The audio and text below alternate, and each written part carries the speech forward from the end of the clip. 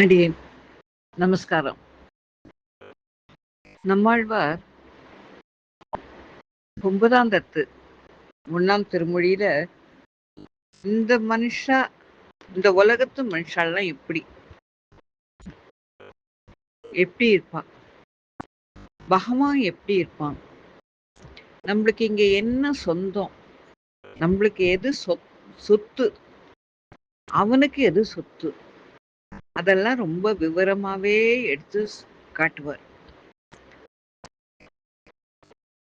நம்ம ஒருத்தராத்துக்கு போகணும்னா நல்ல வசதியோட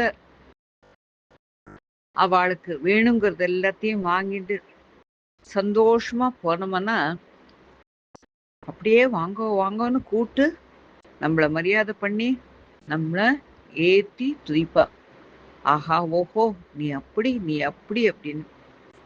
இதுவே நம்மளுக்கு ஒரு கஷ்டம் வந்துருச்சு, ஒரு கஷ்டத்துல ஒருத்தர்கிட்ட போய் கேட்கிறோம், நிக்கிறோம், எனக்கு இந்த கஷ்டம் வந்துருச்சோ அப்படின்னு போய் நிக்கிறேன்னா அதுக்கு என்னே என்பாரும் இல்லை. அப்படியா, நீ கஷ்டப்படுறியா அப்படின்னு சொல்லிட்டு எவ்வளவு சீக்கிரம் நம்மள வெளியில அனுப்ப முடியுமோ அவ்வளவு சீக்கிரம் நம்மள அனுப்பிடுவான். எங்க நம்ம ஏதாவது உதவி கேட்டுருவோமோ, அவ பண்ணும்படியா ஆயிடுமோ அப்படின்னு ஒரு பயம் இந்த மனுஷாளுக்கெல்லாம். ஆனா பகவான் அப்படி இல்லையே. மனுஷாளுக்கும் பகவானுக்கும் வித்தியாசத்தை எடுத்து காட்டார். கண்ணன் அல்லால் இல்லை கண்டீர் சரண் அது நிற்க கண்ணன் அல்லால் இல்லை கண்டீர். அவனை தவிர நம்மளுக்கு சரணம், நம்மளுக்கு சரணாகதி, அடையப்பட வேண்டியவன் அவன். அவன் அது நிற்க வந்து மண் அதன் பாரம் நீக்குவதற்கே வடமதுரை அதில் பிறந்தான். எல்லாரும் பூமி தாய் போய் எல்லா அசுரர்களும் நிறைஞ்சு போயிட்டா, என்னால அவளுடைய பாரத்தெல்லாம் தாங்க முடியலன்னு சொன்ன ஒரு சொல்லுக்கோசரம் வந்து மண் அதன் பாரம் நீக்குவதற்கே வடமதுரை அதில் பிறந்தான். அப்பேற்பட்ட வசதியானவன்,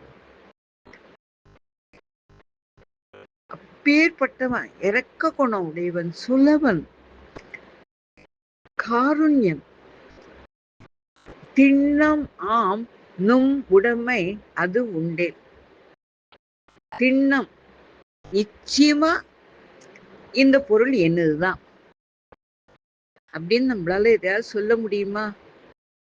ஆனா அப்படி நம்மளுக்கு ஒரு மனசு இருந்ததுன்னா, திண்ணம் ஆம் நும் உடைமை அது உண்டேல், அவன் அடி அதனை சேர்ந்து உய்மின் நீர்.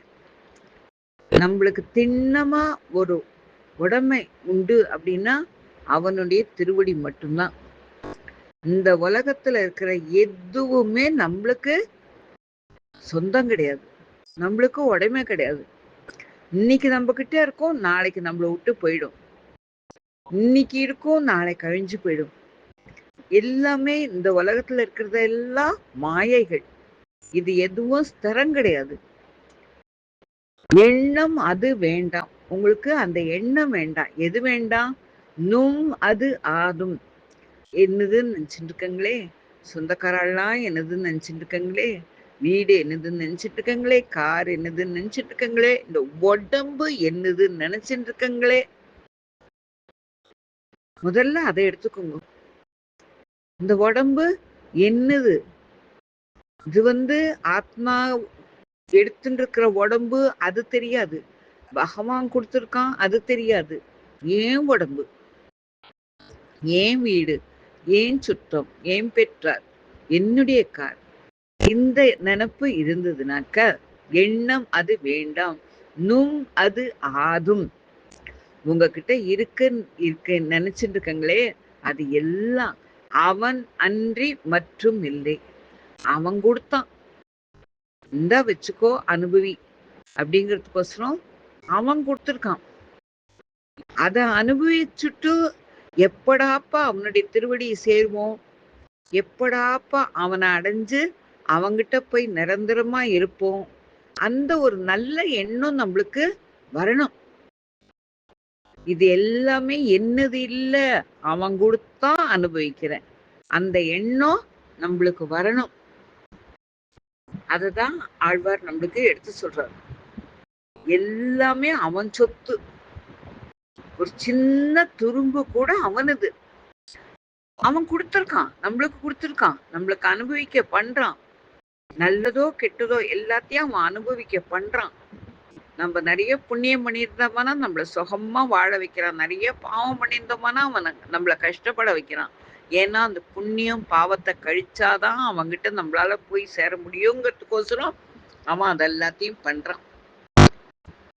அததான் இந்த இடத்துல ஆழ்வார் எடுத்து சொல்றார். நம்மளுக்கு எதுவுமே கிடையாது, அதனால அதுல அழுந்தி போகாதுங்கோ.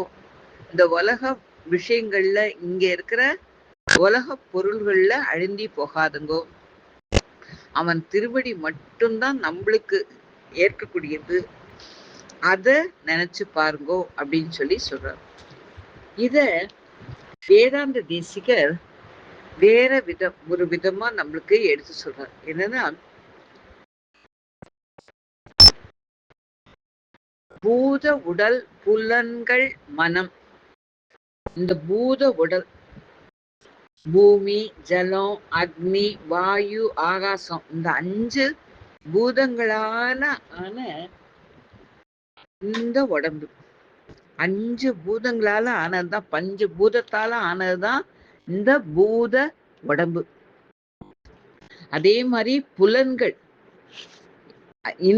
எல்லாம், புலன்கள் 5 நம்மளுக்கு, இந்திரியங்கள், மனம், மனசு, இதெல்லாம் புல் ஆவி, அழிஞ்சு போகக்கூடியது.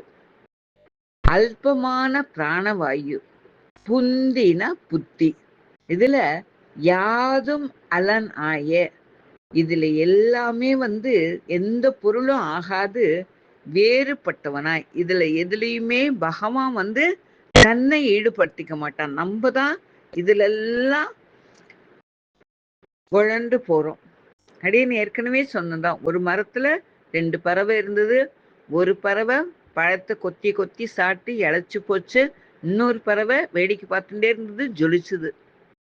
இதுல எதுலயுமோ பகவான் பரமாத்மாவா நம்ம உள்ளுக்குள்ள உட்கார்ந்துதான் இருக்கான், வேடிக்கை பார்த்துன்னு தான் இருக்கான். ஆனா எதுவுமே அவனுக்கு கிடையாது. இந்த புலன்களோ, இந்திரியங்களோ, மனசோ, புத்தியோ எதுவோ அவனுக்கு தனி கிடையாது. இலகி பிரகாசமா யான் என்னும் நான் என்று தோற்றுபவன், நான் தான் உனக்கு, என் திருவடியை பிடிச்சுக்கோ, நான் உனக்கு எல்லாத்தையும் பண்றேன் அப்படின்னு தோற்றுபவன். ஆனந்த ஸ்வரூபன், நம்ம ஆத்மாவும் ஆனந்த ஸ்வரூபன், பரமாத்மாவும் ஆனந்த ஸ்வரூபன். நம்ம ஆத்மா ஒளிமயமானது, பரமாத்மா ஒளிமயமானவன். நம்ம ஆத்மாவை யாராலையும் அழிக்க முடியாது, நெருப்புல சுட முடியாது, நீர்ல கழுவ முடியாது, எதுவுமே பண்ண முடியாது. பரமாத்மாவையும் எதுவுமே பண்ண முடியாது. அந்த நுண் அறிவு ஆகி அணுலையும் ஞான ஸ்வரூபனா இருக்கிறவன். ஒரு அணுல, சின்ன ஒரு அணுல கூட அதுலயும் ஞான ஸ்வரூபவனா பரமாத்மாவா இருக்கிறவனா சேதனன் ஆகி ஞானத்தை குணமாக உடையவனாய். சேதனன்னா யாரு? நல்ல ஞானம் உடையவன் சேதனன். அடிமையும் ஆம், எம்பெருமானுக்கு அடிமை. திருப்பி திருப்பி உங்களுக்கு சொல்றேன், அடிமை அடிமைன்னு சொல்றாளே அப்படின்னா, அவனால ஆள்கொள்ளப்பட்டால் நாம் அடிமை. அந்த அடிமை மாம் ஆகின்ற அவனுக்கே அற்று தீர்த்த நாராயணனாய அவனுக்கே அற்று தீர்த்த உயிர்க்கு எல்லாம், எல்லா ஜீவாத்மாக்கும் தின் உயிராய் சாஸ்வதமான அந்தர்யாமியா, அவனுக்கு நம்ம பண்பட அவன் நம்ம உள்ள உட்கார்ந்து நம்மளுக்கு நிறைய விஷயங்களை எடுத்து சொல்வான், நல்ல விஷயங்கள் எல்லாம் கத்து கொடுப்பான். நல்லவாழெல்லாம் காட்டி கொடுப்பான். நல்லவாரோட சேர வைப்பான். நல்லத சாப்பிட வைப்பான். நல்லத கேட்க வைப்பான்.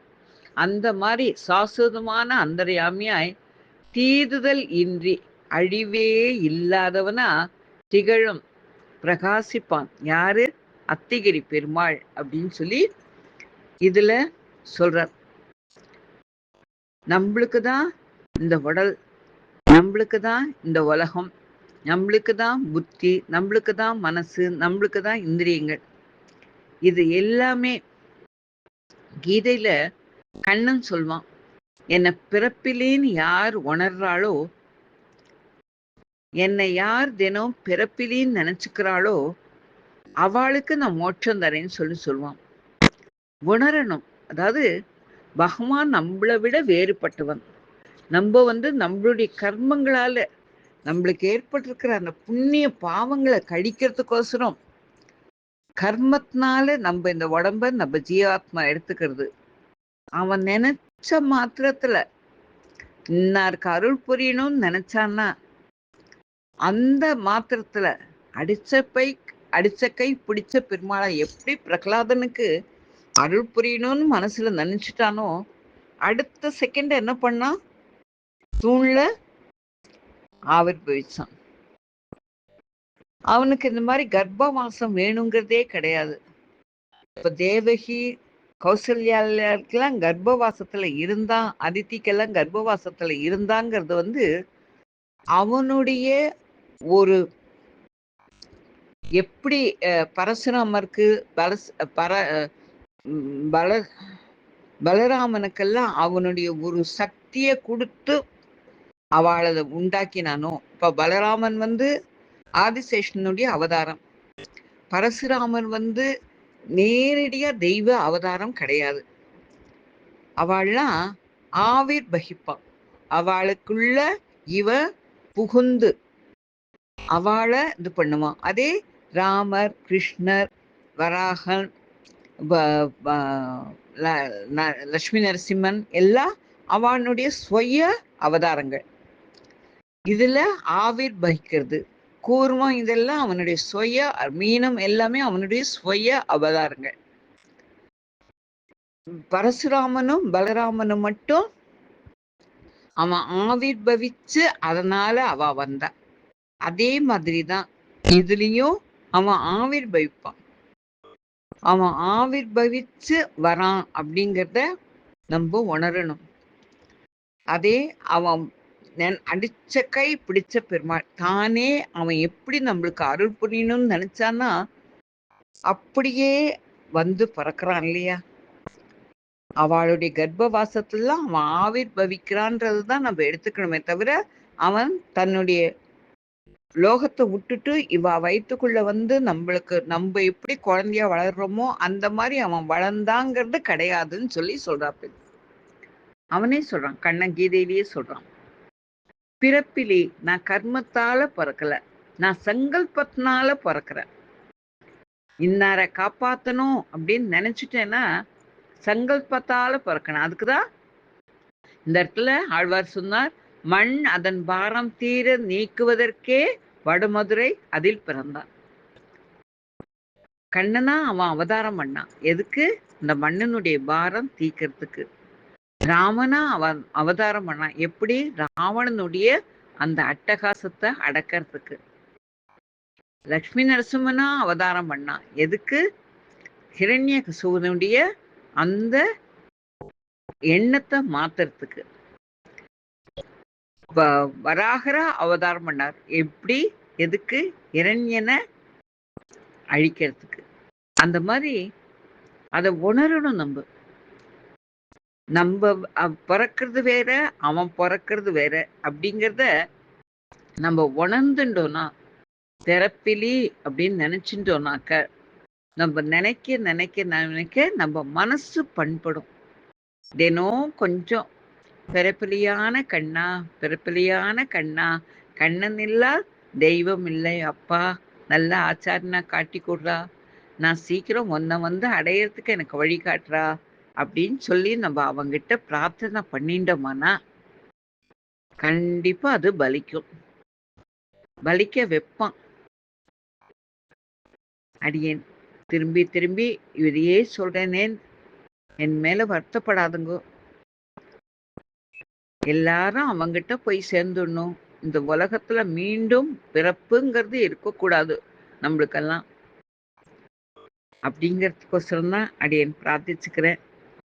கண்ணன் அல்லால் தெய்வம் இல்லை. உய்ய வழி ஒரே வழி ஆச்சாரியன். இதையே திரும்பி திரும்பி நினைச்சுப்போம். நம்ம எல்லாருக்கும் ஒரு நல்ல விடிவு காலம் கிடைக்கட்டும். அடியேன் குற்றங்குறைகளை க்ஷமிக்க பிரார்த்திக்கிறேன். அடியேன் சர்வம் ஸ்ரீ கிருஷ்ணார்ப்பணமஸ்து. கண்ணன் இல்லா தெய்வம் இல்லை. உய்ய ஒரே வழி உடையவர் திருவடி. அதையே நினைச்சுட்டு இருப்போம். நல்லதே நடக்கும். நல்லதே நினைப்போம், நல்லதே நடக்கும். இந்த பிறவி துயர் தீர பிரார்த்திச்சுப்போம். அடியேன் சர்வம் ஸ்ரீ கிருஷ்ணார்ப்பணமஸ்து. அடியேன்